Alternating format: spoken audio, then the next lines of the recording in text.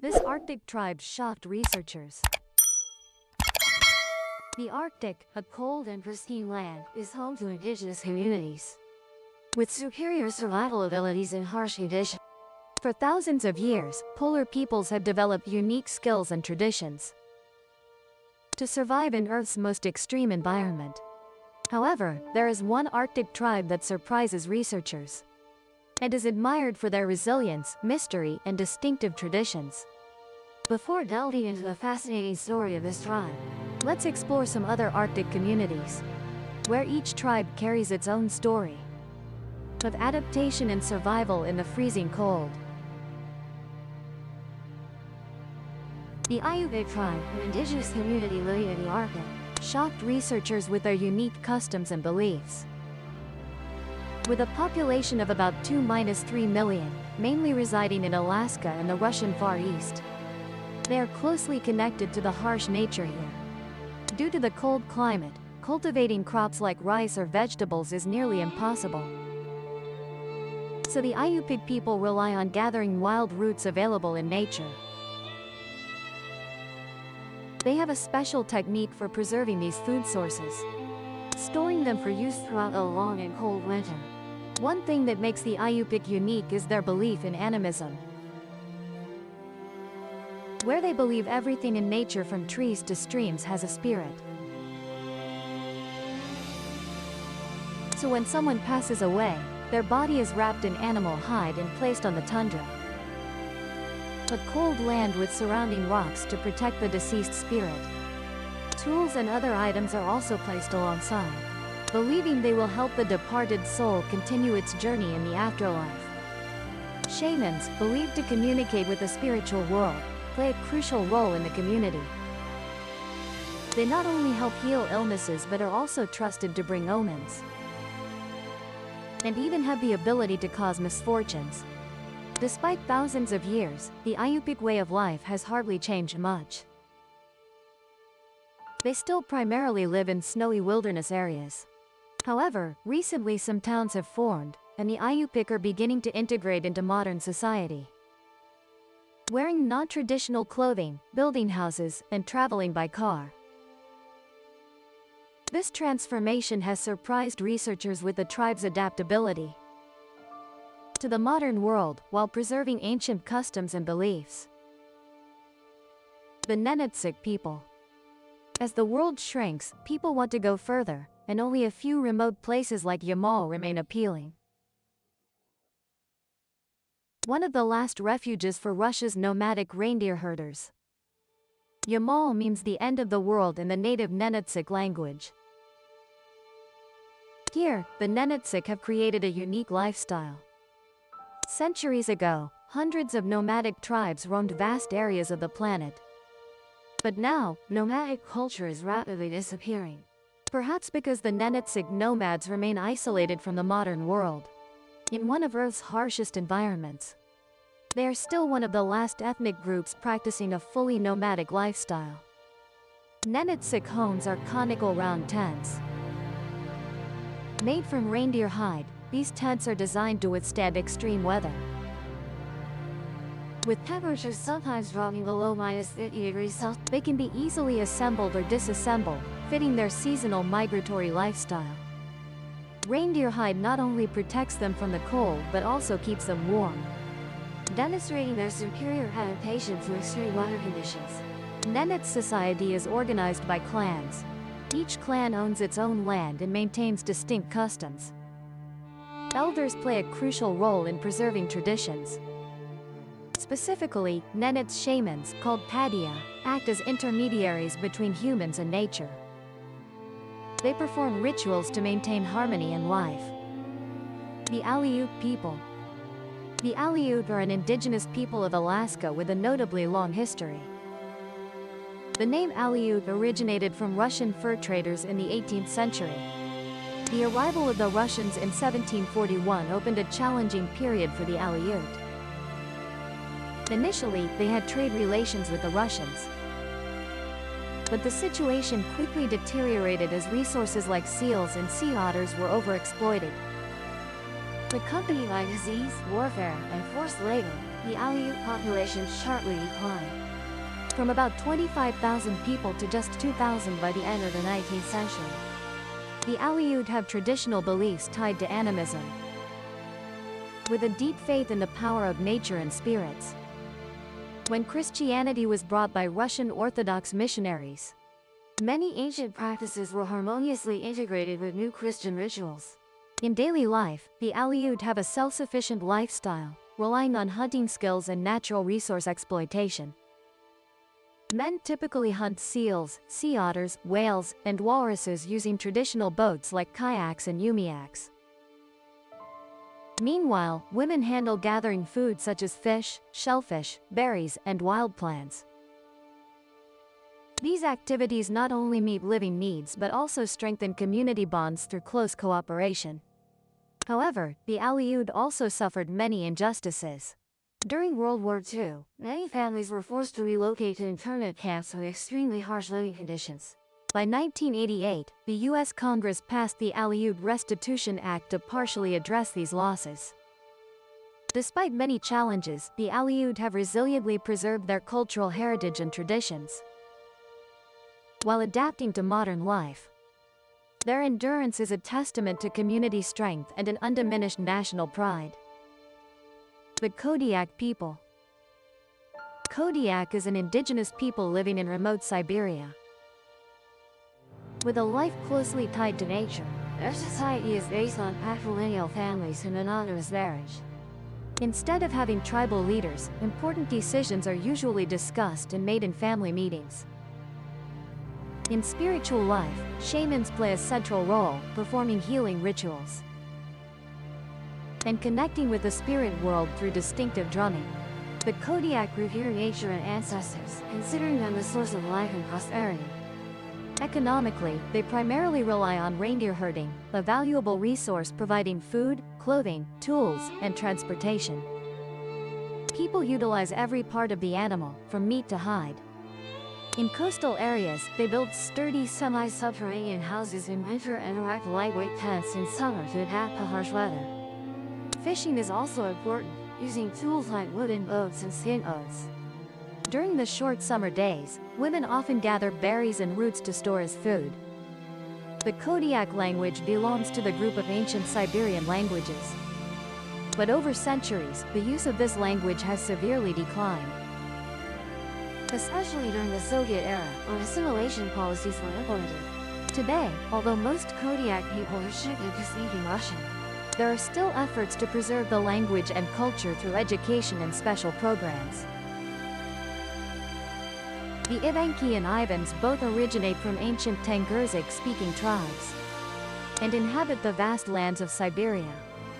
From the 11th century BC, they migrated to areas like Lake Baikal and the Amur River. Despite sharing a common origin, these two peoples developed distinct cultural traits and customs, but both are based on harmony with nature. The Ivanki are known for their nomadic lifestyle, herding reindeer, not only for meat but also for transportation. Their dwellings are typically conical tents made of birch bark or reindeer skin, easily assembled and disassembled when moving. The Ivanki diet consists of reindeer meat, fish, and hunted animals like moose. The Evans also primarily rely on reindeer but in smaller numbers. To supplement their livelihood, they fish, using fish skin for clothing and shelter. Despite living in harsh conditions, both peoples have traditions of sharing resources. The general rule encourages sharing hunting products rather than hoarding individually. The role of shamans in community life is very important. They not only perform spiritual rituals but also help with healing and provide spiritual guidance. The term shaman, known worldwide today, originates from the Ivanki language, demonstrating their profound influence on world culture. Ivanki and Evans languages belong to the Tungusic language family, but are facing extinction risk as younger generations switch to using Russian. Nevertheless, there are still restoration efforts through education programs and traditional cultural preservation. This is an indigenous people living in Siberia. notable for their spiritual beliefs combining shamanism and animism, expressing deep connection with nature and reverence for ancestors. Their spirituality is built on belief in countless spirits, including ancestral spirits and natural entities associated with elements like water, fire, and sun. Among them, the sun deity is called Puku, revered as the supreme judge, overseeing community morality and behavior. Shamanism plays a central role in Yukajia's spiritual life. Traditionally, each clan has a shaman called a muur, who serves as an intermediary connecting the spiritual and physical worlds. A muur is believed to have the ability to heal illnesses and protect the community from dangers. When deceased, shamans are revered as deities and their remains are often preserved, considered valuable clan achievements. The Yukajia also view nature and animals as relatives, believing each animal has its own spirit or guardian, which must be respected through sustainable hunting rituals. Hunting moose and reindeer is covered with rituals and taboos, aiming to maintain harmony with the spirits. They perform rituals to honor trees, considering them as blood brothers, reflecting a close relationship between humans and nature. For the Yukajia, dreams hold deep spiritual significance, viewed as prophecies of future events or weather forecasts. Shamans play an important role in interpreting dreams and providing necessary guidance to the community. Yukajia life is adapted to Siberia's harsh environments. Those in tundra regions focus on livestock herding, while those in forests depend on hunting and fishing. Women contribute by gathering edible plants during warm seasons, helping ensure food sources for the community. Their housing changes with the seasons. In winter, they live in sturdy houses made of wood or bark, while in summer they erect lightweight tents from hides or leaves. Before metal tools became common in the 1920s, they crafted tools from wood, bone, and stone, demonstrating resourcefulness and excellent survival skills. The spiritual beliefs and nature-harmonious lifestyle of the Yukajia people are valuable lessons in survival and adaptation over centuries. Quichin and Den. The Quichin and Den people have a deep connection with the caribou, an animal that plays a central role in their life and culture. Not only a food source, caribou are also an important part of their identity and daily community activities. For the Quichin, caribou are not just animals, but also symbols tied to their history and traditions. Sarah James, a respected leader in the Quichin community, once shared, "They're caribou people. Caribou are not just their food but also themselves." These words reflect the special relationship between the Quichin and this animal. Not only providing food, caribou are also a crucial material source for clothing, shelter, and tools. Their hides are used to build tents, while their fur is used for blankets and garments. Caribou exist not only in material life, but also inspire myths and cultural traditions. One notable story is the legend of the separation between humans and caribou, emphasizing the deep bond between the two. Caribou hunting is an important part of Quichin life. Traditionally, they rely on migrating caribou herds passing through their lands. These herds are not only vital for sustenance but also integral to their cultural life. The Quichin have thoroughly studied caribou behavior and habitats, helping them develop sustainable hunting methods. In the community, elders play a crucial role in passing knowledge to the younger generation about hunting and protecting caribou. They teach the next generation to respect and protect this animal to ensure sustainability for the future.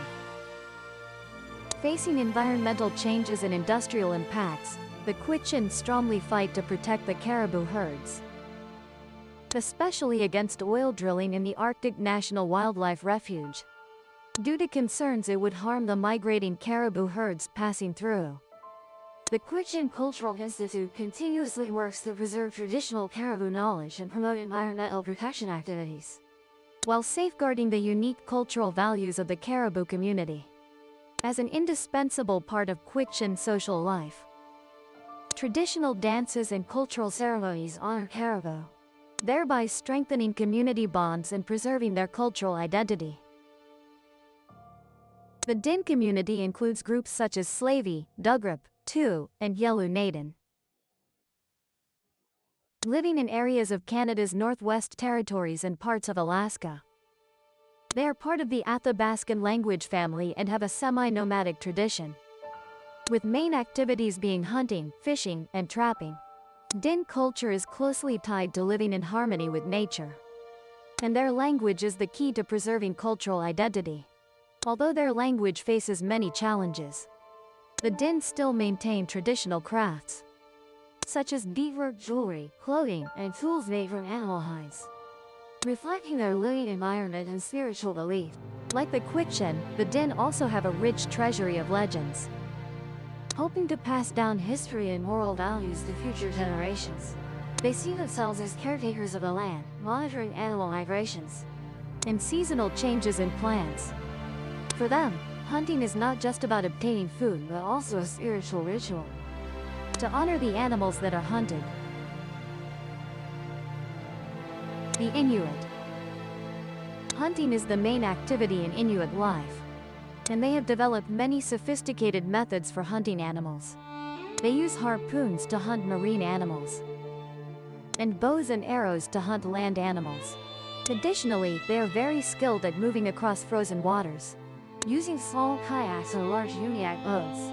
This demonstrates their deep understanding of the surrounding environment. Every part of the hunted animal is not wasted. Reindeer skin not only provides meat but is also used to make clothing.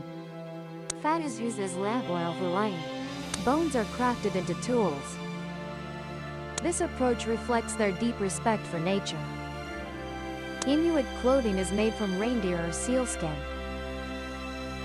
specially designed to withstand the harsh cold of the Arctic.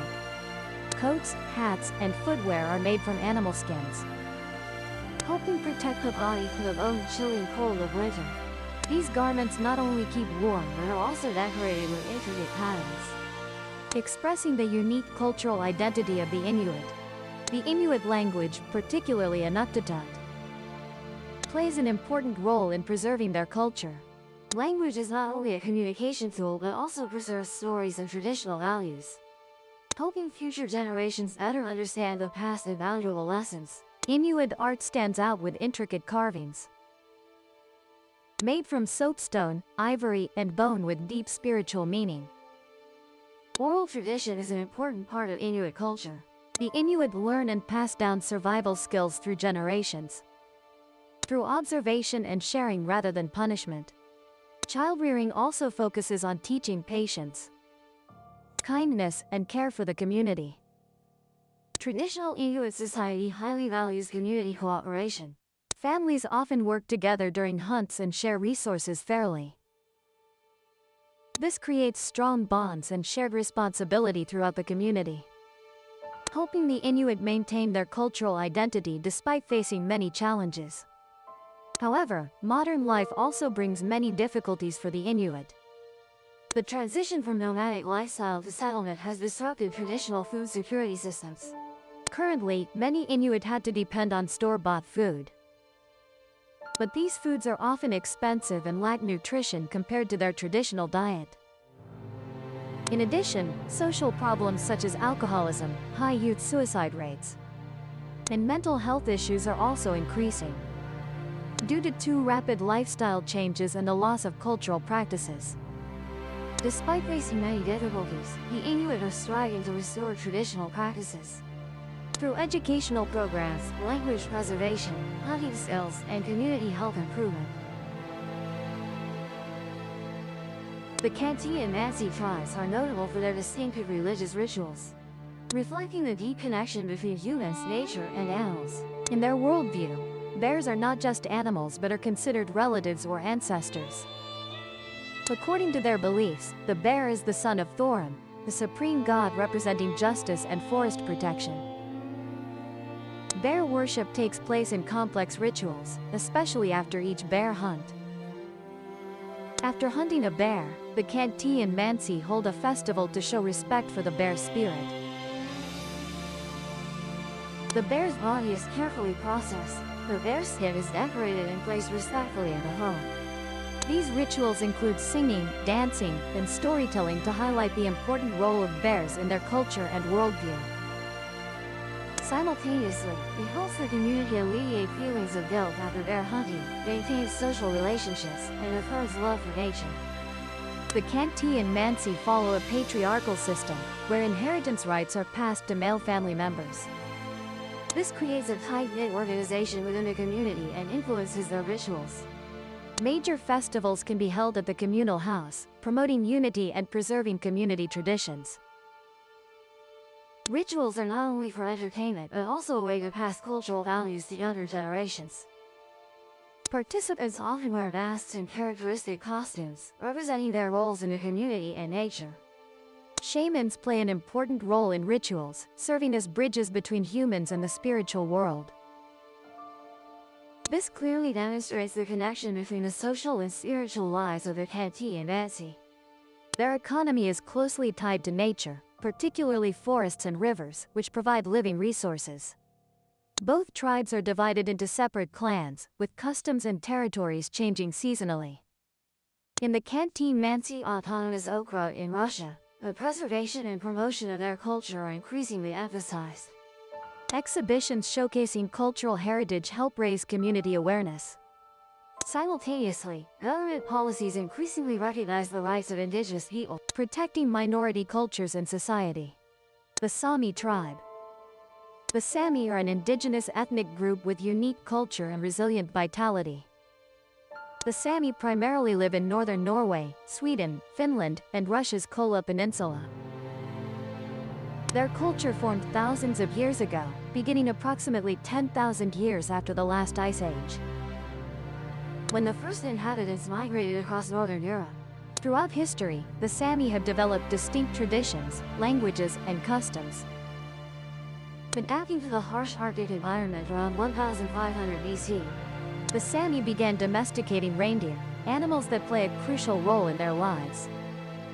Today, approximately 10,000 Sami in Norway and Sweden continue reindeer herding. This animal not only provides food but also clothing and essential items. Every part of the reindeer is utilized to the maximum, from meat to hide.